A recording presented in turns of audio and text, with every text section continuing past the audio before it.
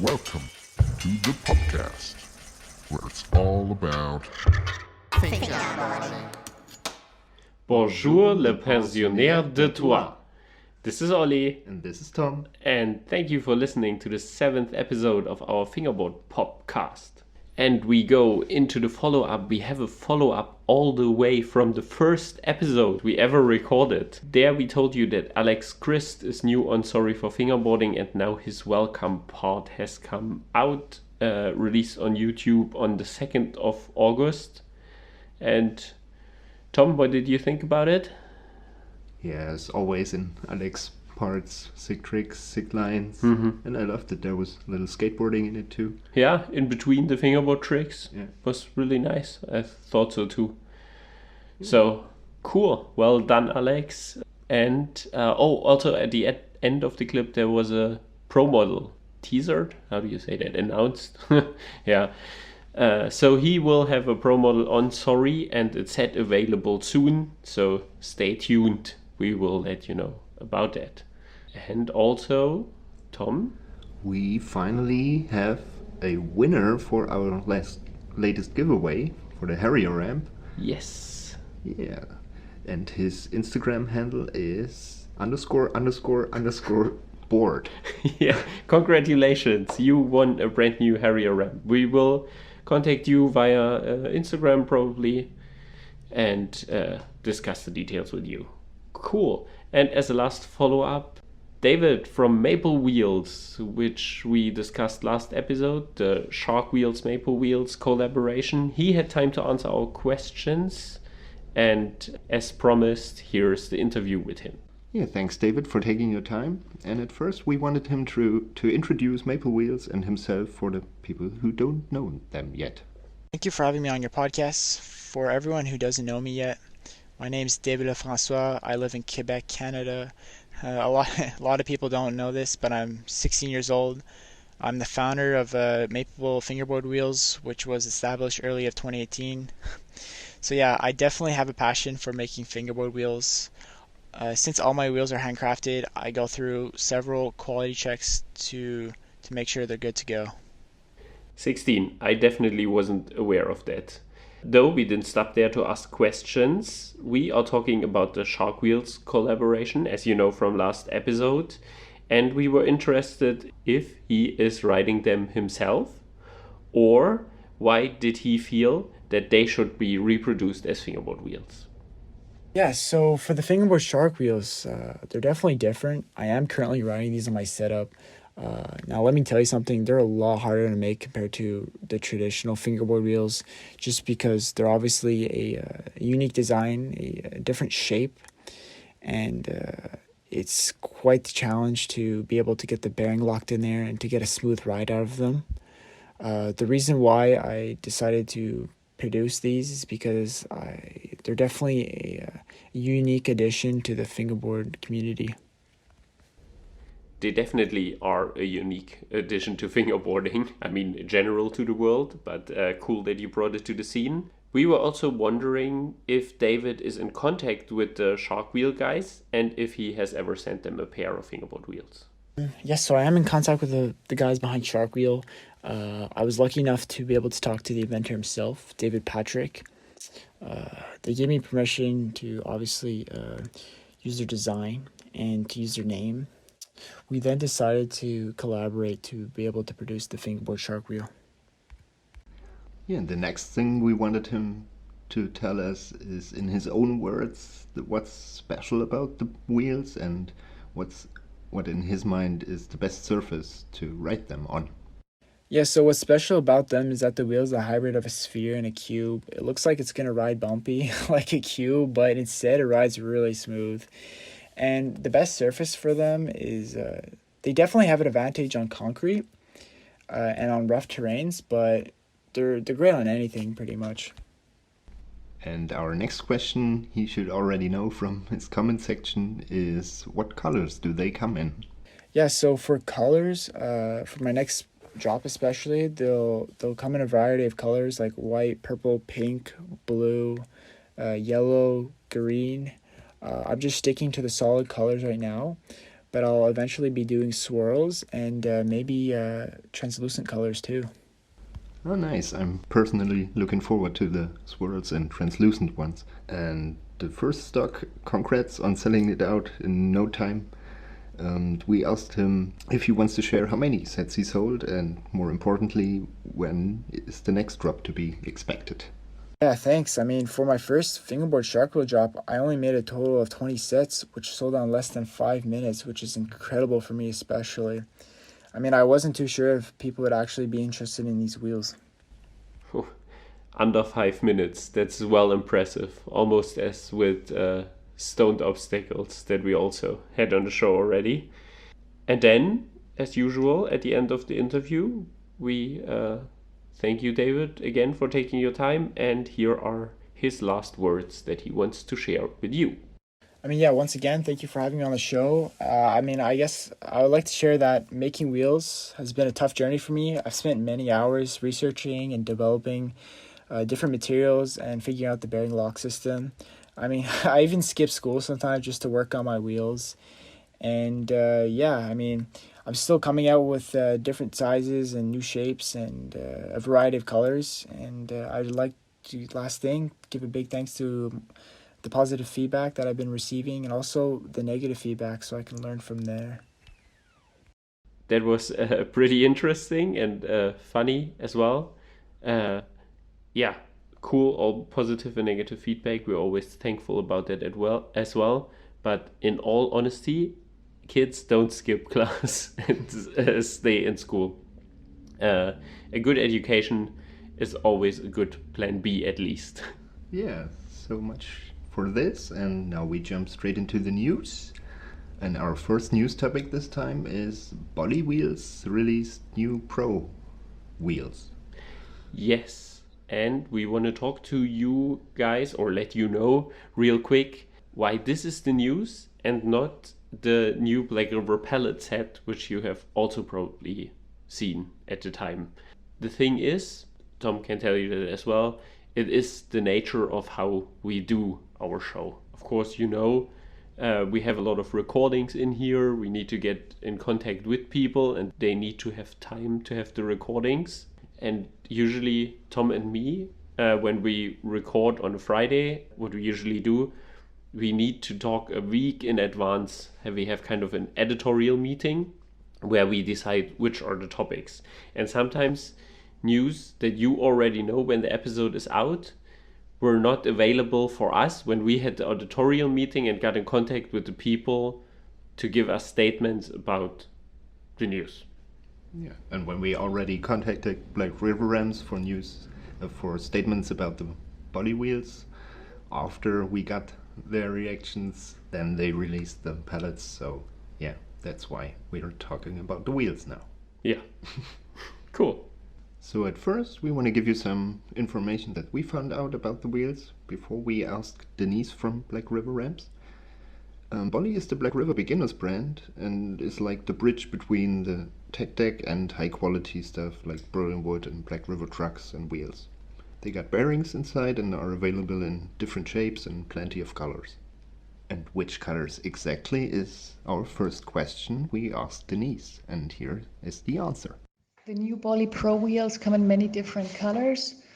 They are available in green, red, light and dark blue, yellow, pink, brown, gray, white, clear and black. However you like it, I guess. And as we already mentioned, Bolly is like the in-between between the very low and the very high quality stuff. And we asked Denise why there was the need for this in-between segment. What did they feel like this is good for? So Bolly has always been the economy assortment, and anyway, we thought there's a pretty high quality and price gap between the €13 Bolly wheels and the €35 high quality handmade Black River wheels from our local turning shop. The cheap wheels are injection molded bearing wheels for beginners, whereas the new Bolly Pro wheels are turned and made of a better material.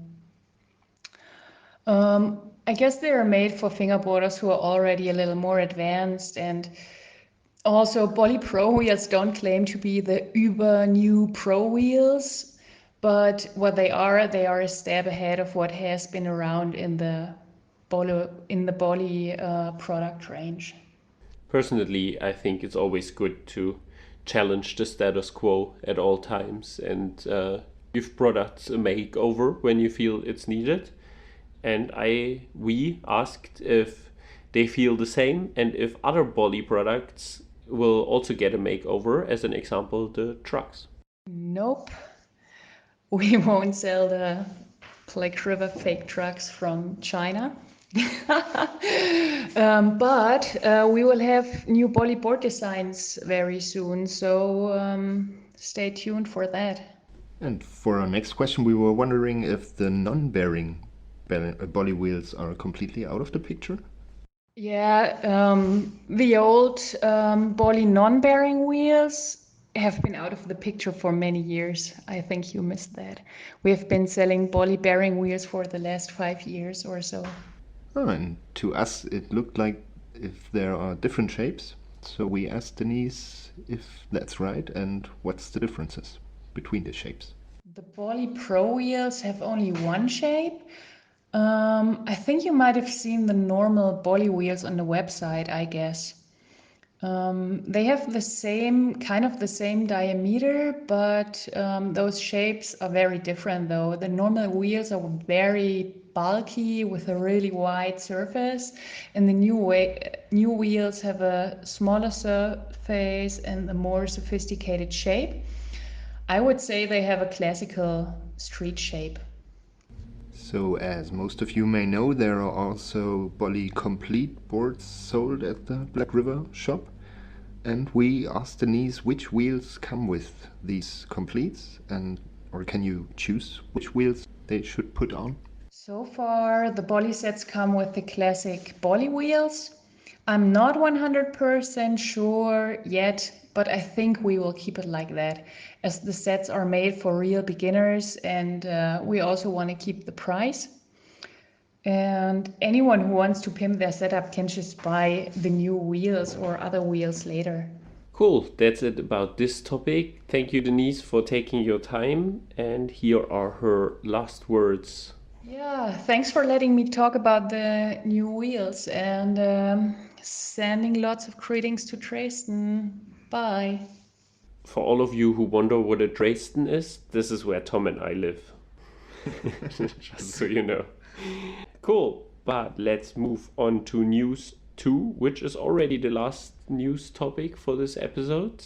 It's see-through duct tape or ducky tape by Savannah Simpson. It comes from DuckDex, which is her company, and the boards or the brand is made by Savannah Simpson, as I said, and her boyfriend Ben Sumner. The tape we saw, I think Tom, you showed me first. Yeah. Yeah, it's to match the see-through boards, I guess. Yeah, I think so too. Yeah. And on the website, I thought it's rubber rather than foam. Mm-hmm. So you would think it's sticky, but they already say on the website it's not that sticky. So no pressing your fingers really hard on the board and lifting it up without an ollie. Yeah, and as usual, we talked to Savannah and asked her some questions. We at first asked her to introduce her and her company to us and to you.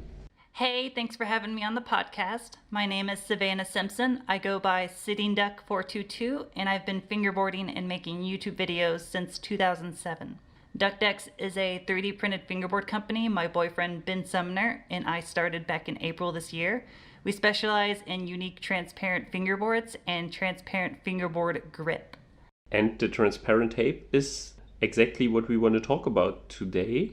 It's not the first see-through product, as she said, that they're making. It all started with the boards. And we asked when she first felt that products like that were needed and what's her fascination with see-through or clear things. Well, when Ben and I started working on DuckDex, we wanted to do something truly unique. I had been thinking about doing 3D printed decks for a while now, and with the coronavirus lockdown, we finally had time to try it out. Ben had some experience in the past with 3D printing and recommended that we try an SLA printer instead of an FDM printer, which uses a liquid resin to print a higher level of detail than FDM prints can do. So we bought a SLA printer and we started testing. Eventually, after a lot of revision, we finally had a shape that was strong and felt really good to skate. The next hurdle was, of course, making the boards transparent, which is really tricky because when 3D prints come out of the printer, they're more of a foggy, translucent. They don't actually come out clear. So we had to do a lot of testing, finding out ways to polish these boards. And it turns out the best way is just to polish them each by hand. And it's a lot of work, but it's definitely paying off. It seems like everyone's really enjoying the clear decks, and we're super happy about that. It's sick, the technique behind it, how much work goes into it. I mean, I have the feeling with all the fingerboard products that always there's some kind of nerd behind it, right, Tom? Yeah, right. And I was wondering how they polish the boards. It's interesting to know that they do it by hand, and I really like that. Yeah. Cool. Like how you skipped over my attempted insult. Not over. It's better like that. Just kidding. Anyway, I personally think that the products of Duck Decks, if it's just the logos, the graphics, or the products themselves, they always show some real out-of-the-box thinking. And I was wondering if that comes naturally to the both of them, or if they really try to put extra creativity in there. Well, I'm kind of just making logos and graphics that I enjoy. My inspiration for the graphics come from the 1990s, especially the early internet culture of the late 90s. Things like the dancing baby gif, Windows 95, the sad mech error screen, just things that I grew up with that bring me nostalgia. I know they may not be the most popular graphics, but Ben and I want to focus on making decks that we enjoy. And the next question we asked about the actual Ducky tape, and we would like to know what material it is. Of course, she doesn't have to reveal her secrets here, but it's more a question of how it feels like. Ducky tape is actually made out of a rubber material. It's grippy like worn-in foam tape, but not sticky. It's just very grippy. Since it's rubber, it's also non-abrasive, so it's like foam tape, but more of a solid material. The tape has no pores, unlike foam tape, so that's what allows it to be completely transparent. Ah, interesting. And then we wanted to know what would she say is the unique selling point of the tape beside the style factor, of course. So aside from Ducky tape being completely transparent, it's also insanely grippy. That's the best part. You won't be sacrificing performance for appearance.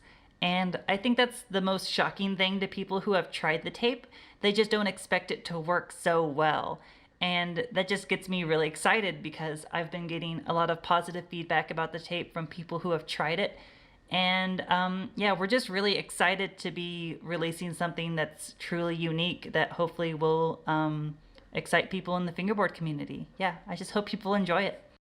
Yeah, let's see. I'm also curious about more reactions from people who tested it.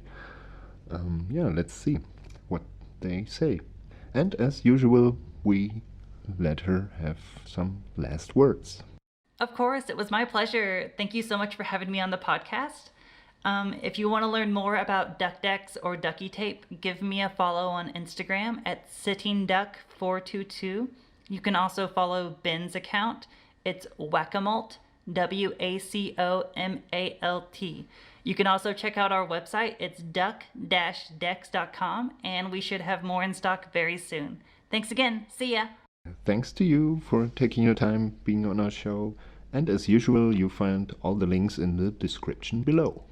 That's it for the news in this episode, and we move straight on to our next category, listener behind the scenes, where we are talking about the behind the scenes of a podcast, but not our podcast. We're talking about the Switchcraft podcast, which is run by Jana Kemmer, and it has started in autumn 2018 and was called Fingersized first. And back then she did it together with @Soundsphere, check them out on Instagram. And in their third episode, they had a guest called Julian Buono, which then replaced Sound Sphere as a part of as the second part of the podcast next to Jana. And he recently stopped as well. Now Jana is doing the podcast alone. It's mainly interviews over a whole episode with a guest. She is now at episode 19, which coincidentally features two people who are sitting here.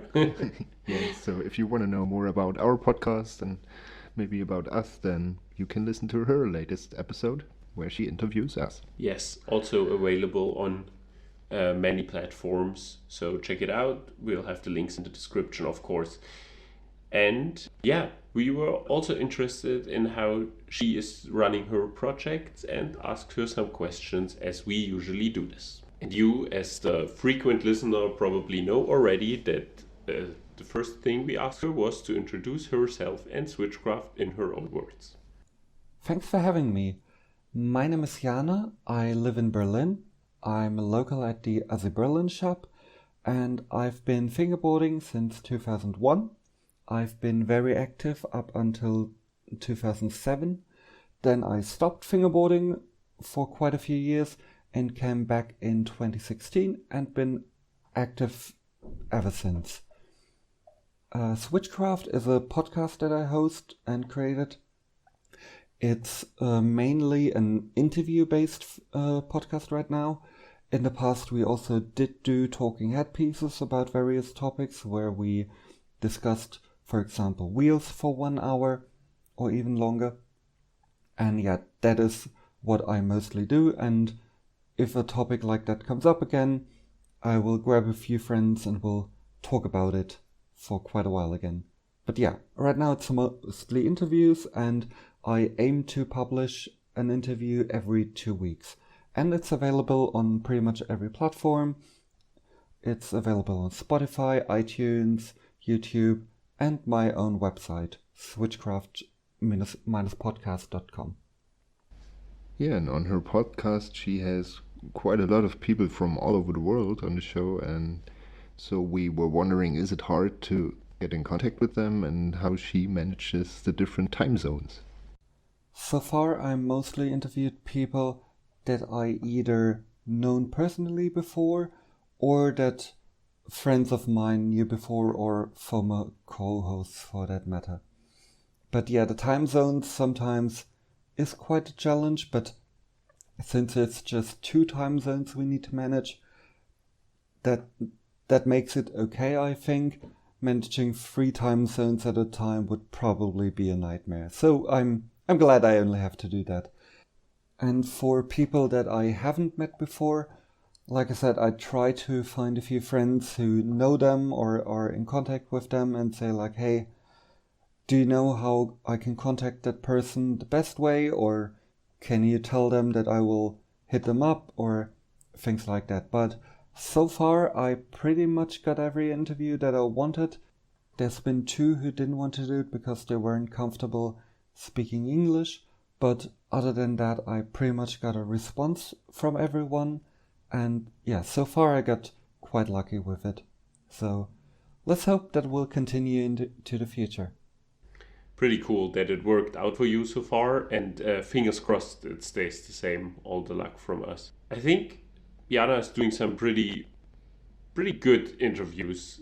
She's doing her research really well. So we were wondering how much time does go into that per episode.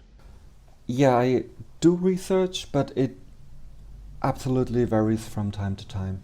There are people where I know a lot about even before thinking about doing the interview, like for example Ben Dulac, the last interview I did before yours.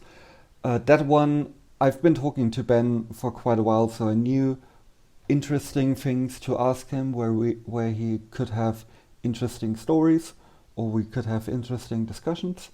With other people, I go through basically their back catalog that's available. So when I did the interview with Ryan Bernier, I looked at old YouTube videos of his, or Mike Schneider, I looked at all the documentaries or interviews that exist about him, and yeah, try to find things that people can talk about that might be interesting.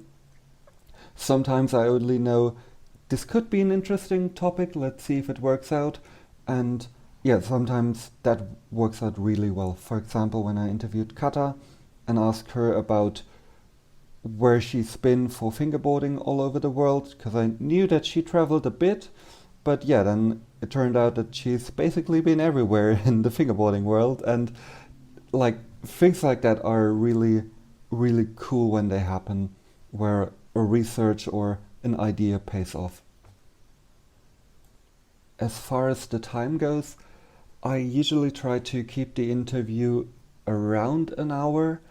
I try to talk a bit to the people that I interview before I actually press the record button, and yeah, a little bit after it. So yeah, that usually takes around 1.5 hours.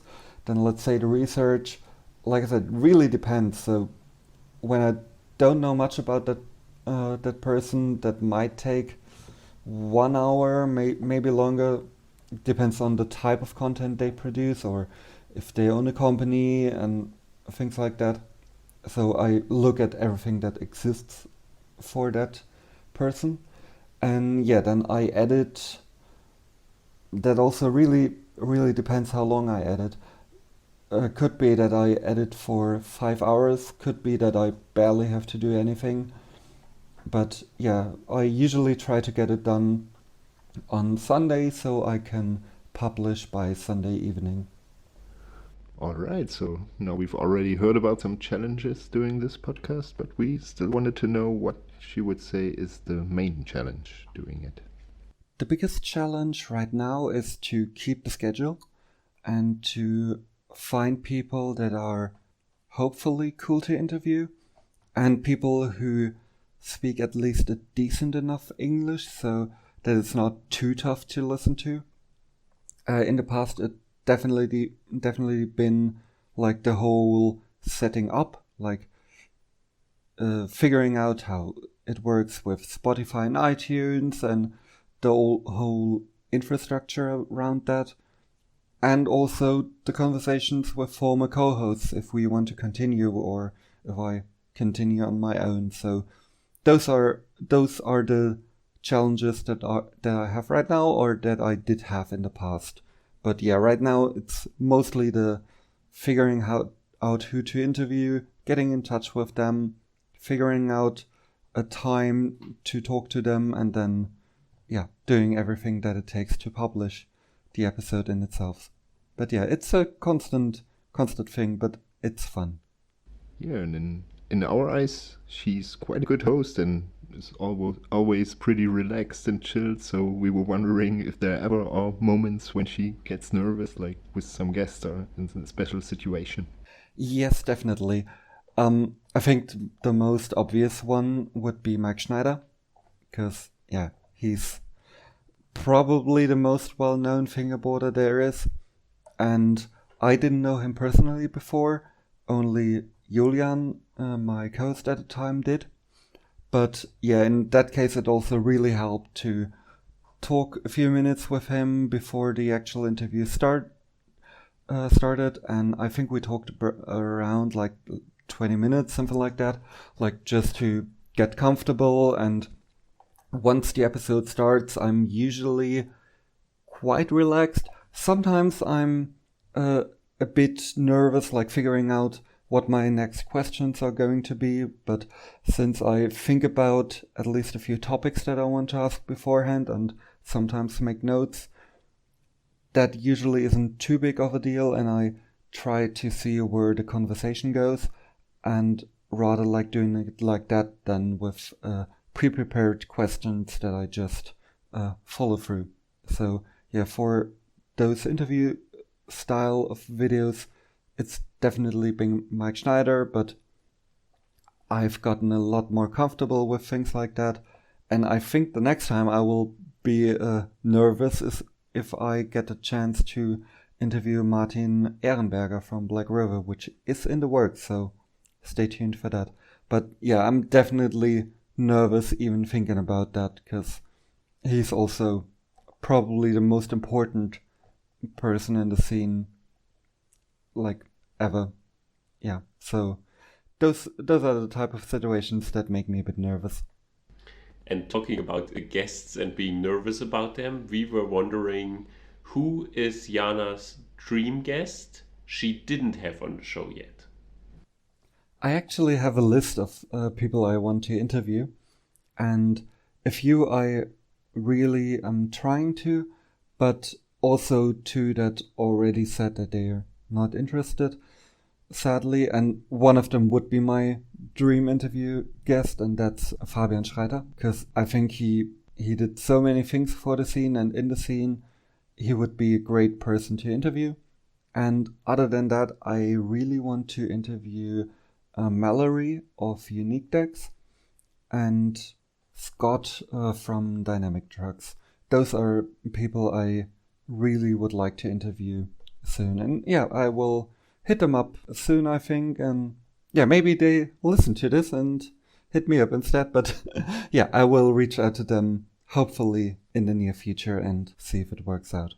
And one guest I would really like to interview, but I don't think he would be up for it, mainly because of English, I think, would be Timo Lieben from Berlinwood, because he's another one of the OGs of the scene and yeah, one of the most influential people in fingerboarding. And it would be really cool to interview him, and maybe I can get him to do an interview in the future. Yeah, that would be dope. Strong list there she has, I think.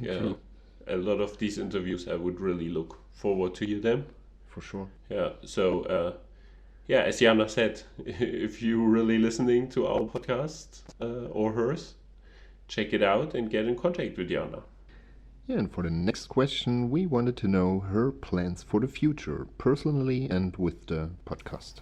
My main plan for the show is to keep doing it consistently, and I try to do at least a year of doing it every 2 weeks and see where I end up after that. And my dream is to have like every big name in the scene and getting to interview them. And yeah, let's see if that works out. And also I really want to do stickers for the future. Just haven't figured out what exactly I want to put on there, because yeah, it's a bit of figuring out to do, but those are the main things I really want to work on and really want to do. So let's see if I have reached that in a year. All right. Thanks a lot, Jana, for being on our show, and also thanks again for having us on your show. And yeah, we're looking forward to all the future plans you have. That for sure too. Yeah. And of course, we give you the chance here to mention some last words. Yeah, just listen to my podcast. I try to interview very cool people and hope that the interviews are cool and fun for you. And also, if you have recommendations for me, either for people to interview or just feedback in general, please hit me up. And yeah, if you happen to be one of the people I would like to interview in the future, hit me up as well. Yeah, that's pretty much it. And also watch my part that I published a couple weeks ago. It's called Obsession. You can find it on my Instagram profile called Jana Klaar FB. Yeah, that would be cool. But yeah, that's not too important. So yeah, thanks for having me. It was a pleasure. Bye. Thanks, Jana. It was our pleasure. And that wraps up the listener behind the scenes for the Switchcraft podcast. And we go to the story quiz. Yay! It's my turn this time to describe the story. And Tom, we have 2 story quiz this time. Okay. And I will go straight to the first one, which is someone posted a sequence of Skater XL in their story. Many people did, I'd say. So, was that A, Mike Schneider exploring the weirdest way of playing the game? As always. He could possibly find, yeah? Okay. Or was it B, Jay Linehan, showing that style is not only key in the real world. Yeah. Or C, Ryan Bernier, who found a loft FB looking obstacle or ledge in the game. Huh. So I would say. Or as you said, D, everyone else in the world. I go with D's then. Sorry, that was spontaneous. All right. Yeah. So I would say Mike would be too easy. He posted so much gaming, skate gaming stuff before, and also maybe I think I've seen some with Skater XL. But it would be too easy as an answer, I'd say. So Jay, I think I've never really seen playing games online. So I think I might go with Ryan. Okay, and you're absolutely right. It's all three of them. All three of them, for sure. Yeah. They all did that. Okay. I don't know the reasons, but I assume seeing the clips. Makes sense. No, and as this was so obvious, I now have the real story quiz for you. Okay. Okay, and I have 4 answers this time. Yeah, but anyway. So, here's the real story quiz. A company or organization shared a permanent post of somebody. You know how you take a permanent post and put it into your story. Yeah. The post is a video, but in the story you don't see the video, you only see the starting picture. Yeah. Which is centered in the frame. On the bottom left is the name tag, as it usually is when you do that, of the writer, and above are 3 flame emojis. Right? So hot, hot, hot. Yeah. And the picture itself, so of the video, you see only flat ground. You can't see an obstacle. It's probably riding towards an obstacle. And the fingerboarder has 3 fingers on the fingerboard. Oh. With the ring finger on the tail. Okay. Yeah? Okay. Was that A? Tech. Sorry.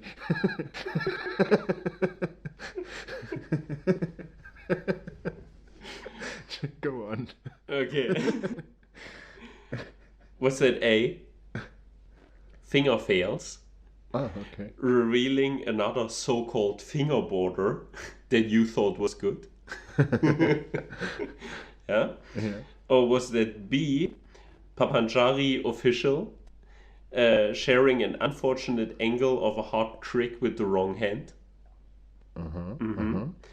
Or was that C?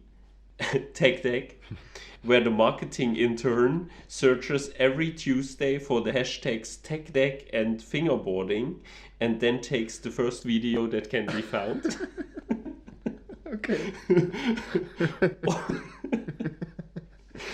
Or was it D, the Asi Berlin shop, sharing a post of Ramon falling back into old patterns? It's all possible. Yeah, that's a tough one. I haven't seen Fingerfelds posting stuff lately, so I figure it might not be that one. I think I stay with Tech. Yes, and you're absolutely right. It is Tech again. Let's see how many stories I can share with you from Tech and its marketing intern. Who we should have soon on the show if it continues like this. I was about to suggest that. You're absolutely right, yeah. We Yeah. should interview him. Totally. Let's see if we can get in contact with someone there doing the Instagram channel. Wow, nice one. Good job, Ollie. Okay, cool. Happy you liked it. I do. Sweet. That's it. That's that. And we go to product of the episode with the one and only Vicious 274. Yes, he sent us another product review and you will hear it in a second. But just again, a reminder to all companies out there, if you have a fingerboard company and you want to be featured on our show and have your products reviewed, get in contact with Vicious. It's at Vicious274, and the best way is to send them a direct message via Instagram. Yeah. We will put the link in the description below this time again. Yeah. Sweet. And here is his product of the episode. Yo, what's going on, guys? This is Sid, aka Vicious274, coming at you with another review. And today we're going to be reviewing a small ramp by the company Black River Ramps. They've been making professional fingerboard equipment since 1999, so you know these guys definitely know what they're doing. And I'm pretty sure that if you are a fingerboarder, you know who Black River Ramps are. They are the company that basically blew up the scene, and I give them 100% of my support because they give the scene 100% of their support. So the ramp that I'm going to be reviewing today is the Brick Box Fingerboard ramp. It's listed for 16.95 euros on their website. Now, they are based in Germany, so if you are in, let's say, North America, delivery times may be a little bit longer, and there's also going to be, conversion of currency and then shipping costs and so on. So what I would recommend is if you are going to be ordering a ramp from Black River, also check out the flatfacefingerboards.com website. Now, they don't carry everything that Black River makes, but if you're in North America and you find the ramp on Flatface, you're probably better off ordering it from there, because that way your shipping times will be a bit quicker and it'll be probably cheaper to ship and so on. But if you're ordering straight from Black River, their site is blackriver-shop.com. So, the reason why I'm reviewing this today, it's not the most, it's a basic ramp. It's basically just a box. But what makes this box really cool is the brick that they put on it. It adds like a really, really cool grind. It's about, around 8 inches in length and just under 2 inches in height and 2 inches in width. One of the reasons why I wanted to talk about this ramp today is because of its size. It is very portable. Like, you could basically take this ramp with anywhere you go. You want to do an outdoor sesh, you could take this one with you. You want to go to a buddy's house, take this with you. You want it to be a cool addition to your park, pick this ramp up. It's awesome. There are a few things that you should be aware of, though. When you first get this ramp, the bricks are going to be very rough. When you go, if you take it out of the box and start using it right away and you go to do a grind, it's going to be very, very rough. So what you can do is, there's a few things. What I did was I just took my trucks and just kind of like started going over the bricks until they smoothed out. Some people would prefer to wax them. I just took my trucks and just slid them back and forth until it was nice and smooth. Now, having said that, in between each brick, there is a tiny, tiny gap. It may look like you're going to get caught up when you're doing a grind, but believe me when I say this, guys, this is a very smooth grind once the bricks are worked in. You're not going to be hitting any bumps in between each brick. It is actually very immaculate the way that they line up the bricks. I was really surprised by it. Having said that, these are bricks, so they are going to get fragile over time. If you're doing like high flip to grind, it's gonna potentially damage these bricks. So you got to keep that in mind. If you drop it, there may be a potential of the bricks chipping or even breaking, and then you really, you're not going to be able to do a smooth long grind anymore. But if that does happen, you still have the wood side that you can grind on as well. There's no need to wax that or anything like that. It's just smooth right off the hop. I can't remember if mine came with non-sliders.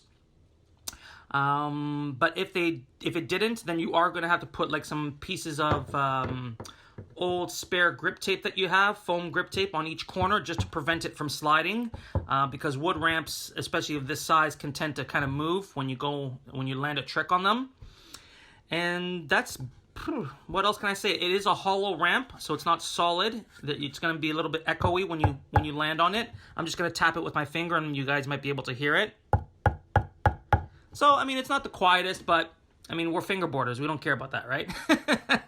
But anyways, so what else can I say about it? I mean, it's classic Black River craftsmanship. They've got their burn stamps on the top and on the back.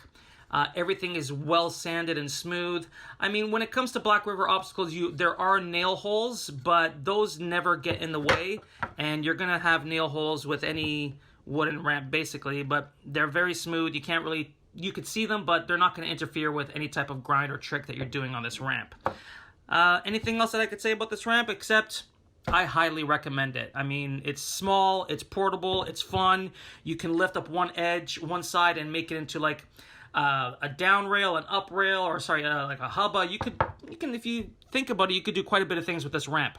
So again, it's 16.95 euros. You could get it at blackriver-shop.com website. Again, if you are in North America, I would recommend checking flatfacefingerboards.com first, so you can get it a little quicker and possibly a little cheaper when it comes to shipping. All right, guys, so that's my review on the Brick Box Fingerboard Ramp by Black River Ramps. Hope you guys enjoyed it, and keep fingerboarding. 2 fingers, peace. Sweet. Thank you, Sid, again and again and again for always delivering these awesome reviews. It's a good box. I like that Black River Brick Box. Yeah, me too. It's but Sid told you all about it in his way better words.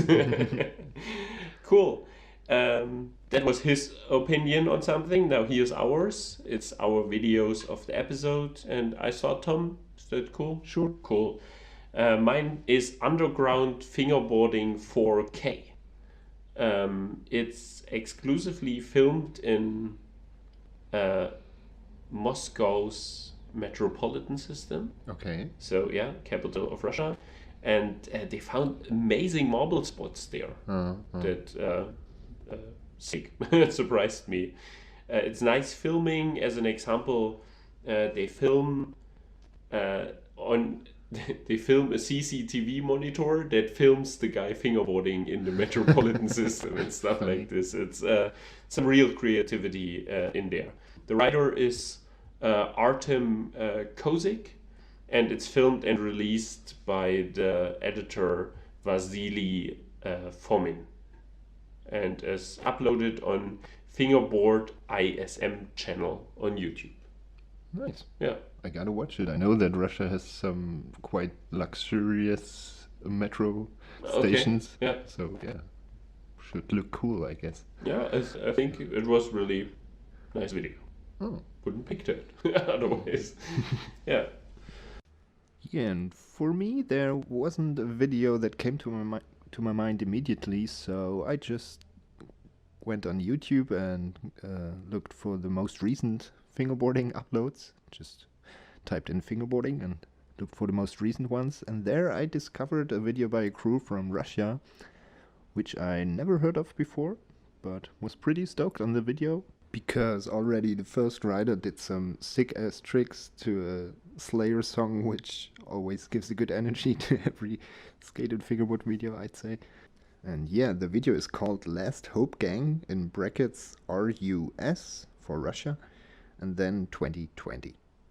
The first rider's name is Sergei Zarkov, who, for example, did as the ender of his part a sick half kickflip to Casper slide on a mani-pad, then another flip out of the Casper slide into another Casper slide, and flips out of that perfectly to the flat again, which is quite an amazing combo in my opinion. Yeah, and besides him there are 4 more riders on the video, whose names are Arseny Efremenkov, Pavlov Matvey, Denis Dorsky, and Misha Belov.